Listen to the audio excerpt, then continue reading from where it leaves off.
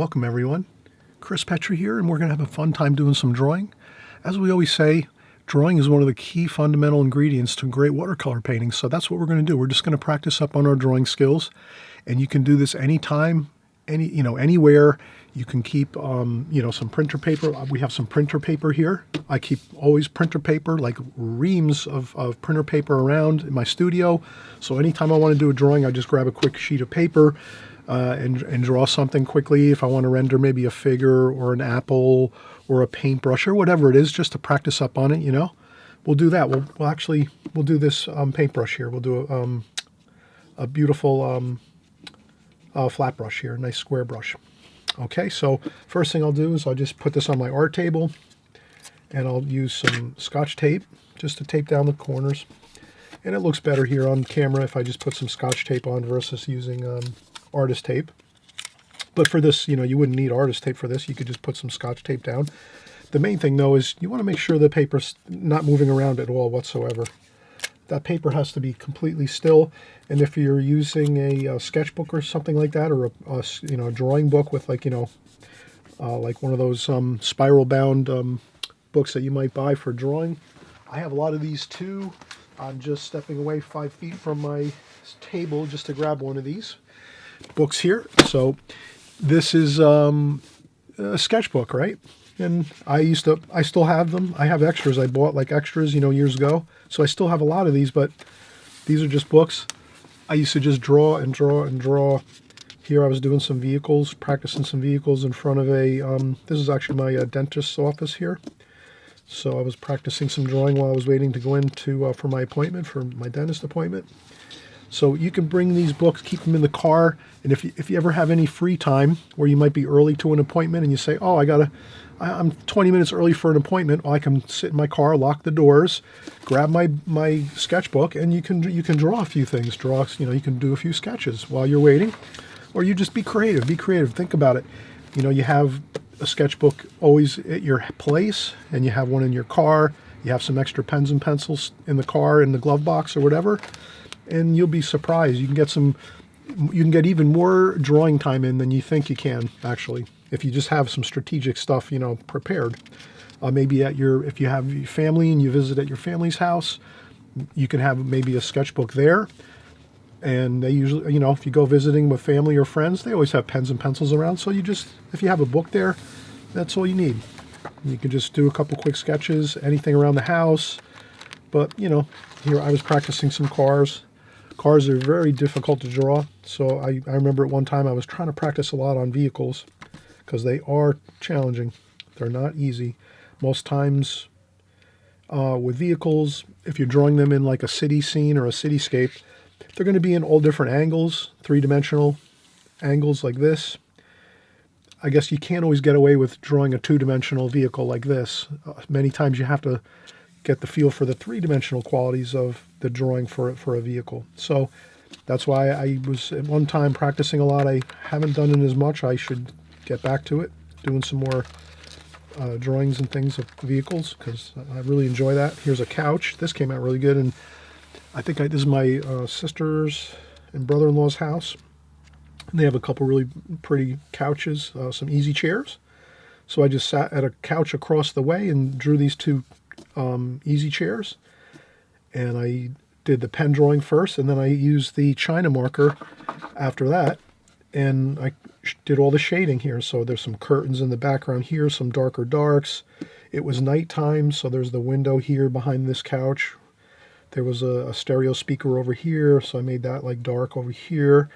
And then I did the shading of the couch to get the kind of the feel for the cushions and everything like that. So you can do all this type of stuff, and you can do anything you want. You can draw any subject matter. If you don't want to do furniture, you can do anything else like food, forks, knives, spoons, cups, teacups, coffee cups, fruit, vegetables, anything you want. You don't have to necessarily do any furniture. If you don't like doing furniture, you don't do it. You know what I'm saying? I just tried to do everything and anything I could, just observing it and trying to get those lines and the feel for everything. And this came out pretty good. I was really happy with this drawing at the time. I remember I was really thrilled that I could get the shading in correctly and the lights and the darks and things like that. So And there I threw in a couple watercolor paintings. This is really early on. This is my aunt's house in New York, Queens, New York. This is their garage in the back of the property, and then there was another post office behind there, and some trees, and I think I did some other things here too. Wow, cool! I did this here. This is like a chef, like at a restaurant or something. He's coming out to check on the customers, make sure they're happy with the food. And what else do we have here? Then we have some more figure work. So I did some figure work from workbooks, like figure drawing workbooks. So these are actually from a workbook. So I try to, do lots of work, lots of vehicles there. You can see local sushi restaurant, great place, restaurant, Chinese and Japanese restaurant. So I have all kinds of cool stuff. I just drew out, everything and anything. Interesting, like buildings. This is, this is a location. I'm trying to think where this is. That's a local area, like a couple of buildings, a 7-Eleven actually right by my house. So, yeah, there's lots of cool stuff, and we'll do some of these in the future maybe for our drawing exercises, but here let's keep it simple. And again, I just want to show some of my sketches. All of you I know have asked, or many of you have asked in the comments section and even email me, on my email, saying, hey, Chris, can you show us some of your sketchbook stuff? So, this is just some fun stuff I was doing, some fun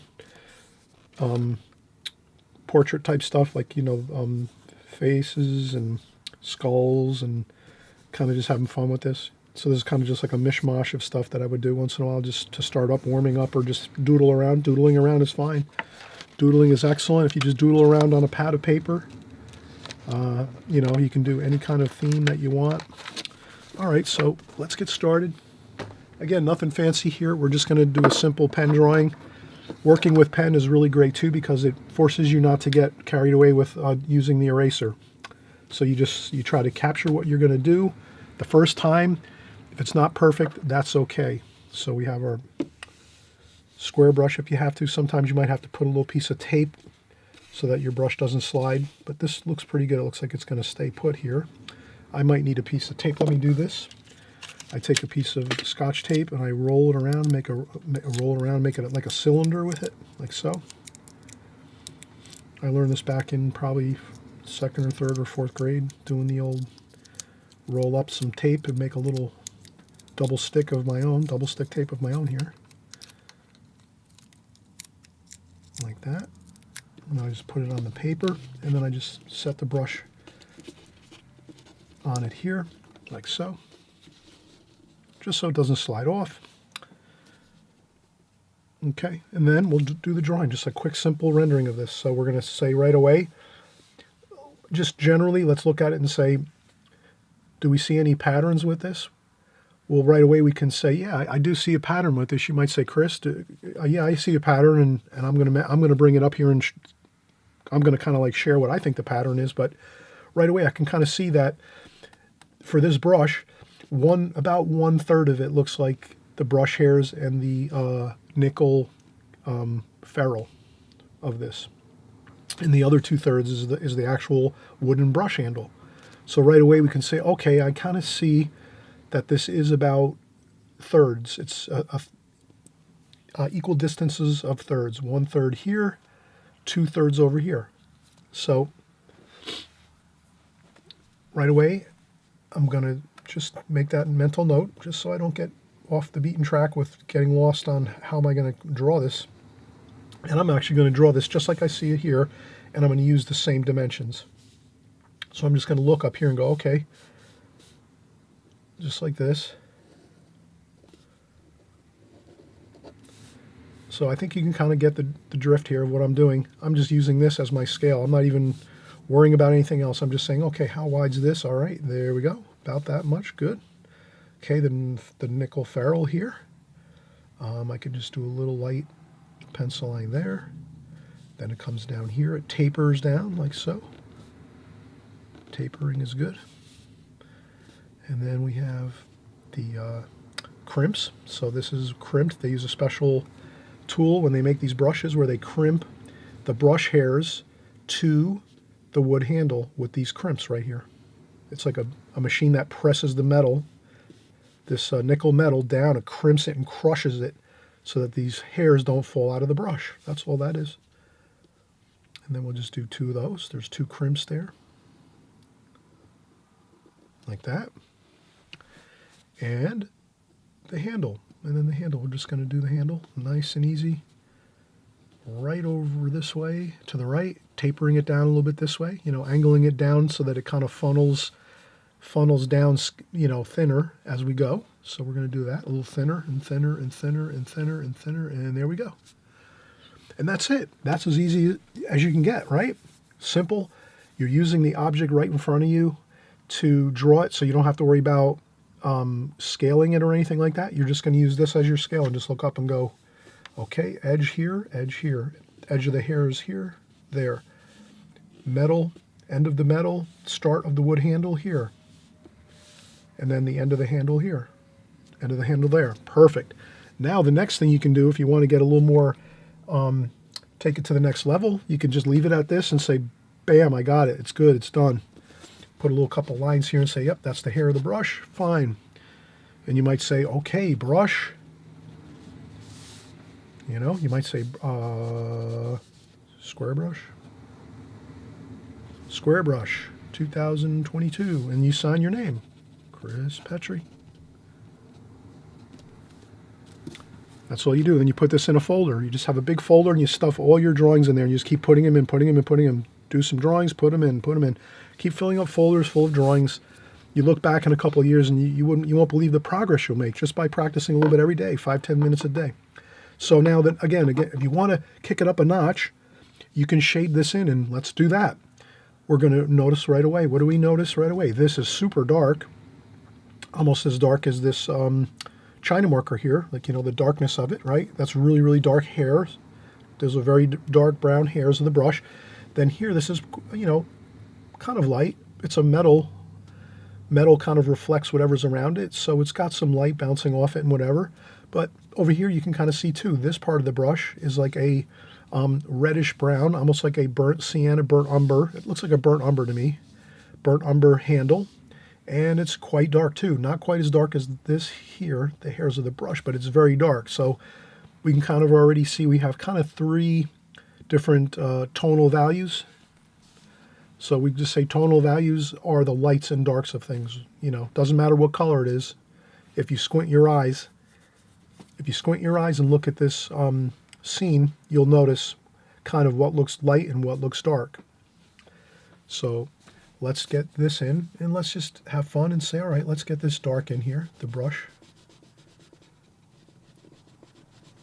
And we notice that brush here is super dark, so let's keep pressing hard on our China marker so that we get the proper tonal value of the dark of this brush hairs here.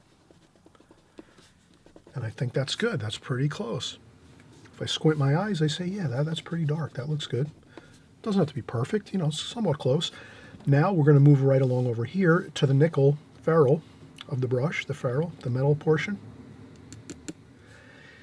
And we'll say to ourselves, what is that? It's a reflective metal. Metal is reflective, so it's going to sometimes pick up different colors, light. It's going to pick up darks. It's going to pick up all kinds of interesting stuff. So when you're doing metal, you can have a fun time. You don't have to get too worried about it. You just kind of, that you have a little more fun and creativity that you can do with your metal objects when you're painting those and drawing those like we're doing here. So I'm just going to do a little reflective quality here.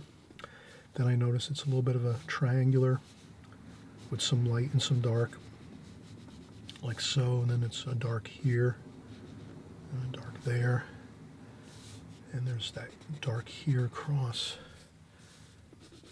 So I'm just trying to capture what I'm seeing. It might be different through the camera and the video, so that's the only issue sometimes we do have with video, is from where I'm standing and looking at this scene here and drawing this, it looks different because the camera is ahead of me above. So if you can imagine the camera straight up overhead looking down, I'm back this way at my art table looking this way. So I'm looking down like this. You're actually looking at the video from the camera looking straight down. So you're going to sometimes see some different things than I might be doing. But don't worry about that. Just the general idea is good enough. You'll catch on, I guess. Won't be a problem. Just wanted to mention that in case you might notice some inconsistency sometimes when we're working from what I'm saying and what you're seeing back at the studio that you're working in, or your living room or your kitchen, however you do your artwork. I'm happy you're doing your artwork. Artwork's a happy thing. You want to have your fun times with your artwork, and then let all the other stresses in life, those can be what they are, and they're going to always be there. But when you do your art, you forget about everything else, and you're just doing your artwork and focusing on that. So you're looking at your paintings, your drawings, you're trying to do an accurate job. You're watching our videos here on YouTube, try to catch up on the latest videos that we do, so you have plenty of stuff to work with, and you won't stagnate and get bored of things. So this is what I'm doing. I'm just kind of darkening up the handle now, because we said that the handle's almost as dark as the hairs, but not quite as dark as the hairs of the brush. And that's all I'm doing here. And the light also plays off of the handle of the brush too, because it's got a lacquer finish, or a gloss finish. So anytime you have glossy finishes or metal finishes, you're going to see little lights of, little lines of light, little things like that. Happy little inconsistencies or variations. Don't let it get you perplexed. You just remember that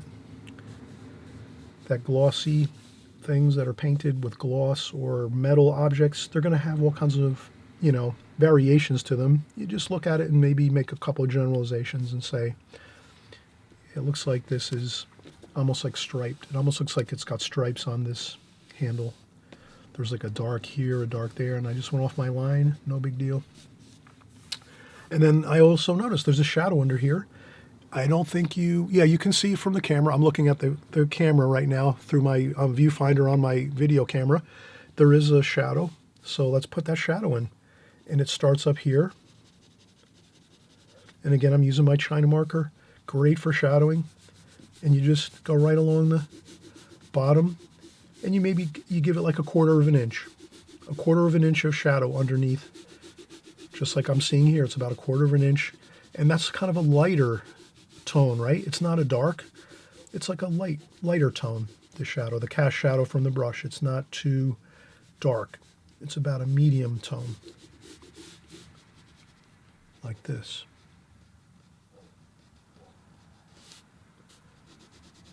And I hope you had fun doing this. I had a great time. You can touch up a few things here, maybe make that darker there.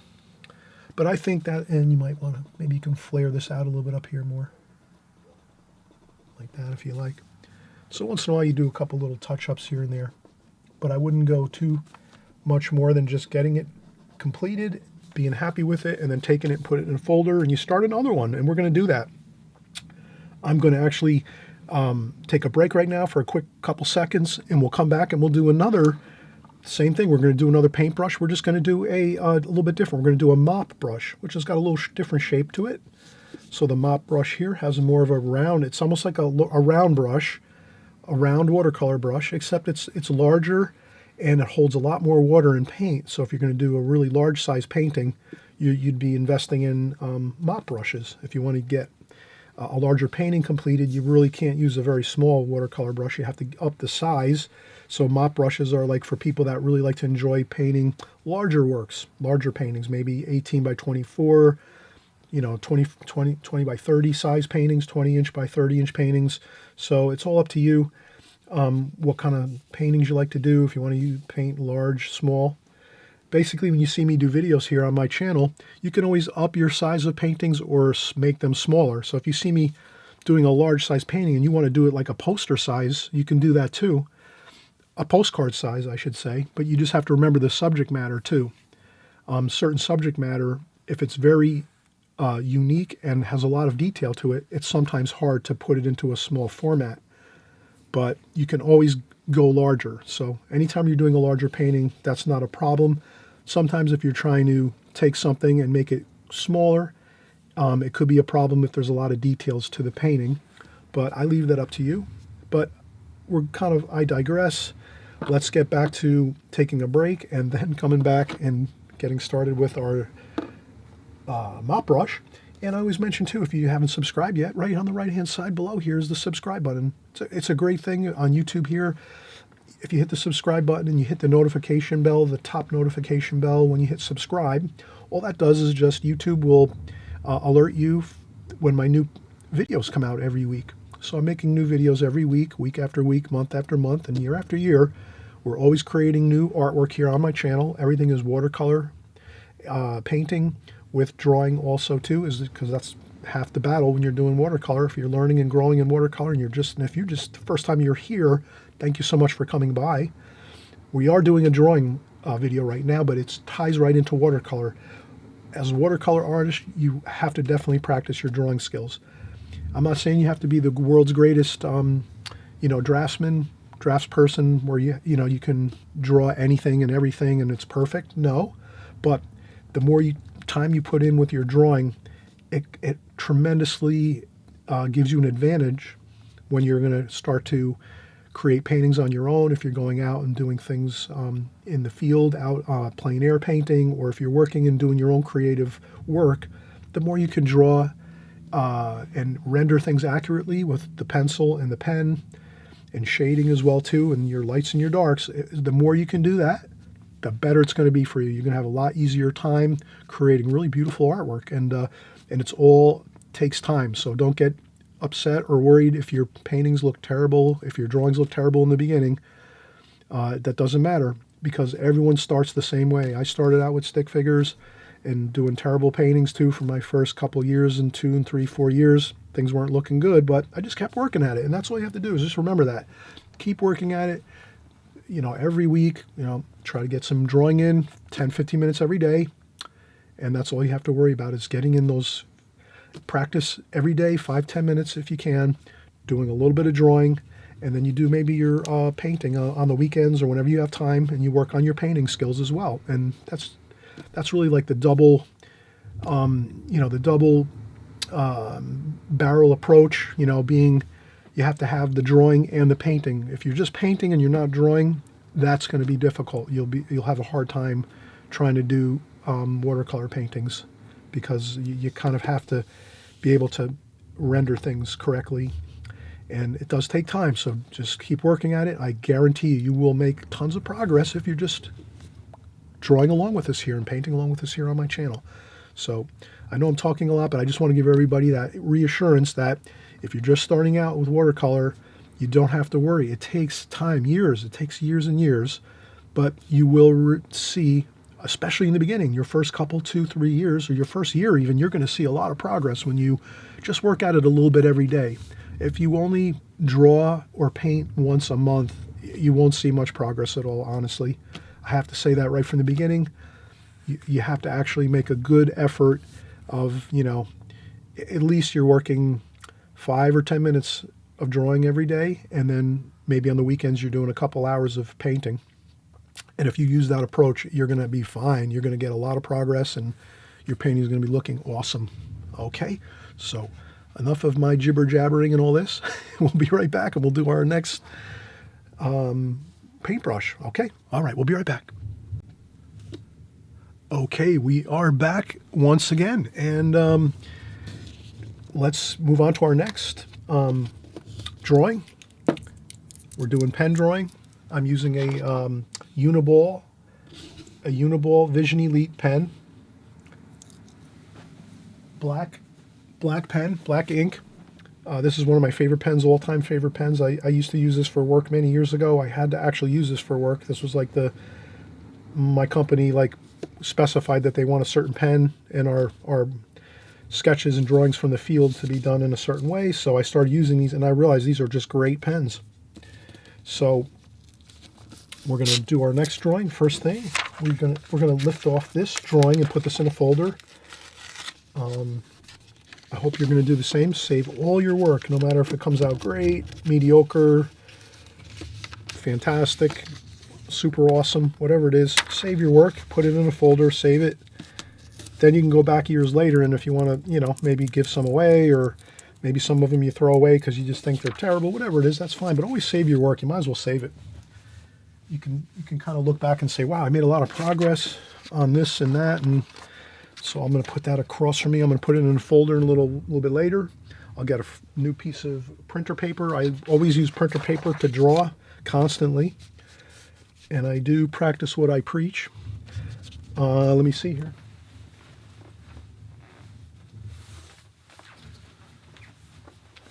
So this is recently, this is I think this year so far, doing pencil sketching, doing like the human form.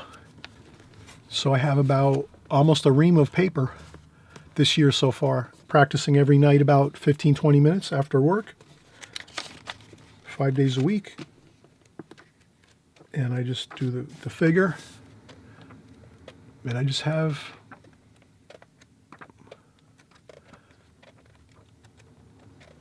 pencil drawings of the human form. I have all kinds of books I purchased. Bridgman, he's a great figure paint. Loomis, there's some of those. Those are some great human form people that are great with the anatomy and things like that. All that kind of good stuff. So we're practicing that, and you can see.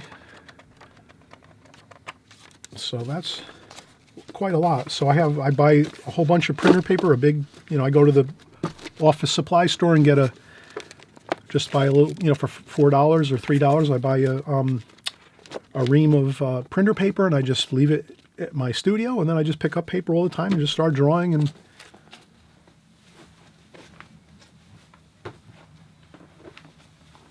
simple as that.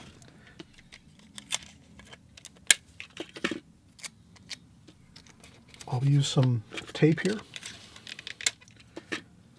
some Scotch tape just to put down on the table here so that my paper doesn't move around. You always want to make sure, if you're painting or drawing, you always want to make sure that your paper is never sliding around or moving around at all. It's got to be affixed to whatever surface you're working on. You got to have that paper so it's not moving, for the most part.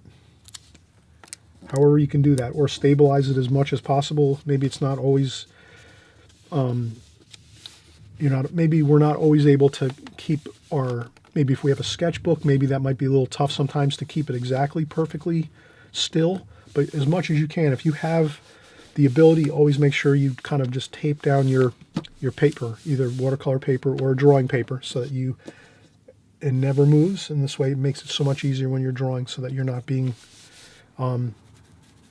distracted by your paper moving around. So we said we were going to do our brush. Second brush here, we're going to use a wonderful mop brush here. I'll take some tape again. We'll make a tape, a double stick tape out of Scotch tape. What we do is fold it around the tape, fold it around so it's like a cylinder, and then we put it on the paper like so. In this way the brush won't roll off the table, because my table's on a little bit of an incline. I think it's 15 degrees, so it's very, very slight. My table has just a little bit of angle on it. My working table here that I use for YouTube videos. So let's look at this and say, do we notice anything? Right away we say, well, yeah, it's maybe here is about a third, 1/3, 2/3, 3/3. So this is actually very, very similar to this. So we can use that same concept. If you didn't want to, let's say you wanted to draw this brush smaller, or if you wanted to draw it larger, we're going to draw it exactly the way we see it here on this paper, just like we did this one. But you can kind of get the concept when the first thing you'll do when you look at your subject matter is go, do I see any patterns here where I can kind of get like a general idea of the scale of things and how things are shaping up with the size of the different parts of this whole brush here. So, but in any case, we're going to do it right even with this. So we're going to kind of just do the same thing we did with our square brush. So I will make that line here for the top of the brush where the hairs are. And then I'm just going to, like that. Okay, so there we have that, the hairs, the squirrel hair of the brush. And then it goes into the ferrule, and this is a hard plastic ferrule with super strong bound wiring, stainless steel wire, so it doesn't rust at all whatsoever. And maybe I'll just get a little bit of variation like that, because it's kind of got a little bit of variation to it. It's not quite straight. And then I'll just take this line here and go, all right, it's about there. And the same thing here. This has got a little bit of variation like that. Now I can, maybe we'll do our wires here. 1. So we're just going to try to get 2. There's 4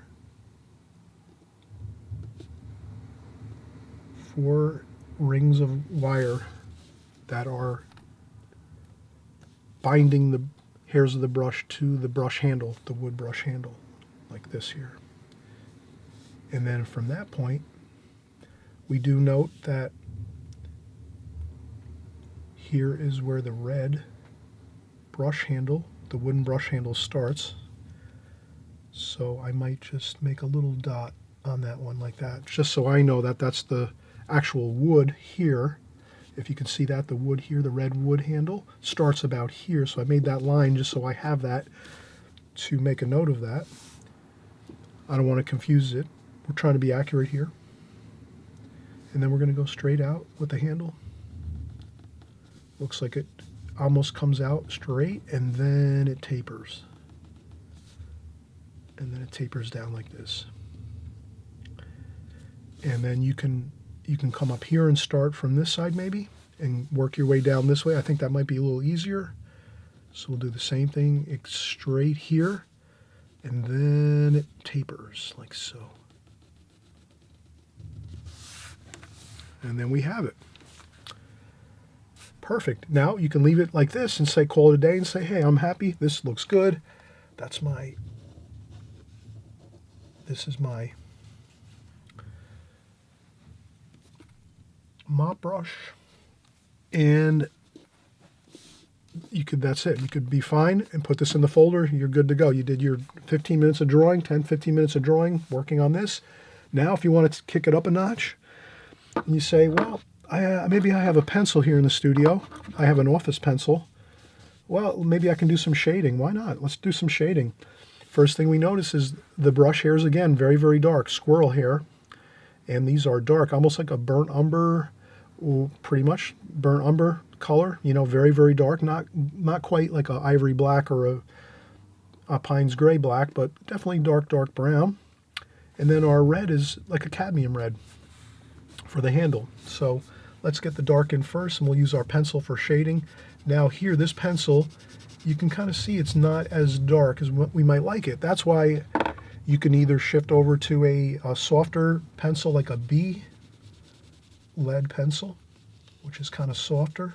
You can get darker color in there. Or you can also use a China marker, which we used on the last.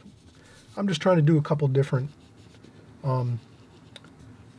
bits of tools that we're using. So let's use a pencil now to do some shading, that's all. Then we said here, this is the hairs of the brush still over to here. And this is clear, translucent plastic. So we're just kind of seeing the same color flowing into here. Then we have our red handle starts there, so it's not quite as dark.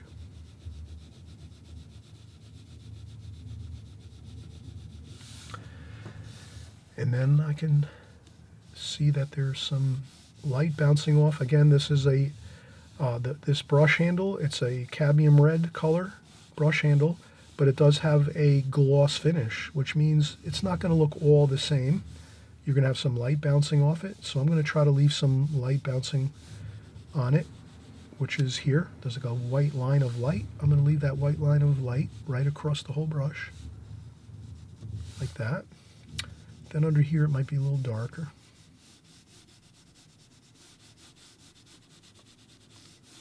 Like that.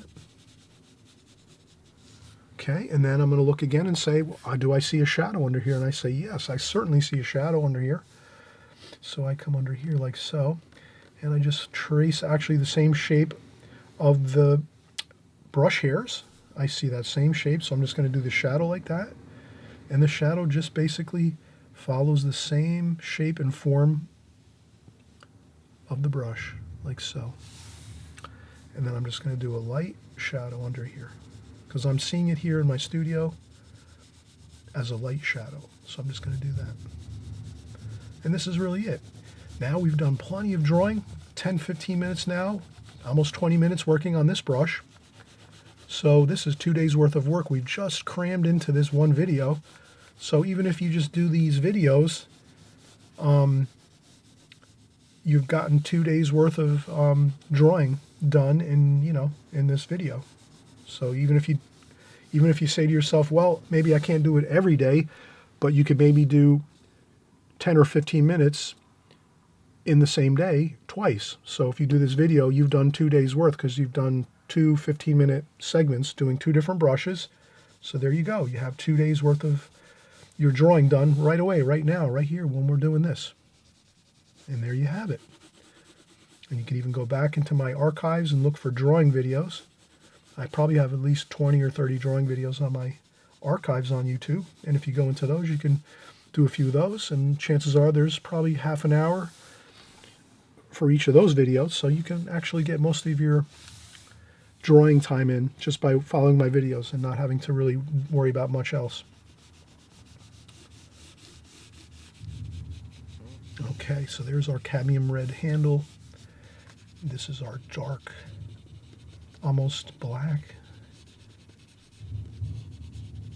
squirrel hairs for our watercolor mop brush.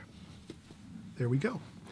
All right, everyone, I hope you had fun with this second exercise, and we're going to be back again sooner than later with more drawing videos. I'm going to start to incorporate a lot more drawing videos in here.